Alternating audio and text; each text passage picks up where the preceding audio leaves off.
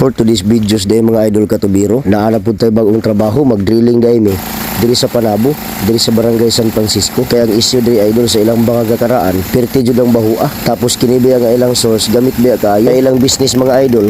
Karinderya, kaagas pa lang daw idol, pwede jud ang bahua. Maunaw nang utanan mi sa ilahang mga idol kung kanusa pa ni ilahang bangag or kanusa pa ni nga drilling. Ana sila mga idol, perti na jud ang dugaya. Naana daw ni nga bangag, mga bata pa daw sila. Tapos ang ilang section 5 ug housing perting mubua. Tapos bahaunon ba jud daw ni nga area. Mauna pag mubaha, basi mosulod po ng tubig. Tapos bakante ba ni nga lote. Labayanan po og mga basura. Mao siguro gasyos kaya ang tubig. Mao nang nagdesisyonan sa tag-iya na magpa-drilling daw siya og bag-o. 30 feet ra ni dol.